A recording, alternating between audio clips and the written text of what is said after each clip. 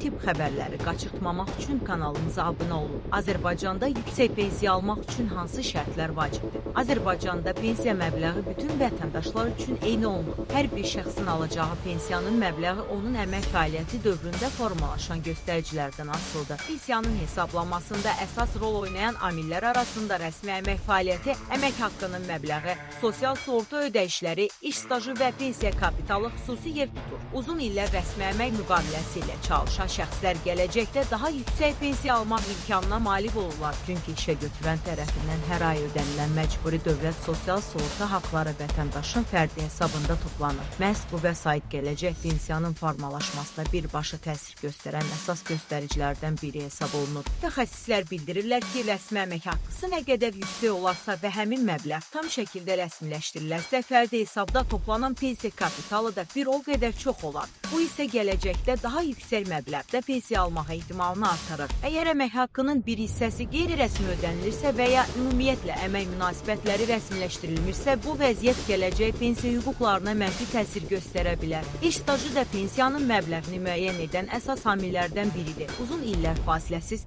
və rəsmi qaydada çalışan şəxslər həm pensiya hüququnu daha rahat əldə edir, həm də onların pensiya məbləği daha yüksək formalaşa bilər. Rəsmi iş stajının çox olması gələcək sosial təminat baxımından mühüm üstünlük hesab edilir. İqtisadçı Akif Nəsirinin açıqlamasına görə pensiyanın məbləğini müəyyən edən əsas göstəricilərdən biri vətəndaşın fərdi hesabında toplanmış pensiya kapitalıdır. Rəsmi əmək müqaviləsi ilə işləyən, əmək haqqısı tam rəsmiləşdirilən və sosial sığorta haqları vaxtında ödənilən şəxslərin pensiya kapitalı daha sürətli artır. Bu da onların gələcəkdə daha yüksək pensiya almaq imkanlarını genişləndirir. Bəzi peşə və fəaliyyət sahələri üçün qanunvericilikdə xüsusi pensiya şərtləri də nəzərdə tutulur. Müəyyən sahələrdə çalışan şəxslər mövcud qanunvericiliyə uyğun olaraq fərqli pensiya hüquqlarından yararlana bilərlər. Bu hüquqlar isə yalnız qanunda göstərilən tələblər yerinə yetirildikdə tətbiq olunur. Pensiya məbləğinə təsir edən digər mühüm məsələlərdən biri də dövlət tərəfindən həyata keçirilən indeksləşdirmə prosesidir. Müəyyən dövrlərdə pensiyalar indeksləşdirilərək artırılır. Bu artımların əsas məqsədi pensiyaçıların gəlirlərinin inflyasiyanın təsirindən qorunmasına və onların alıcılıq qabiliyyətinin saxlanılmasına dəstək verməkdir.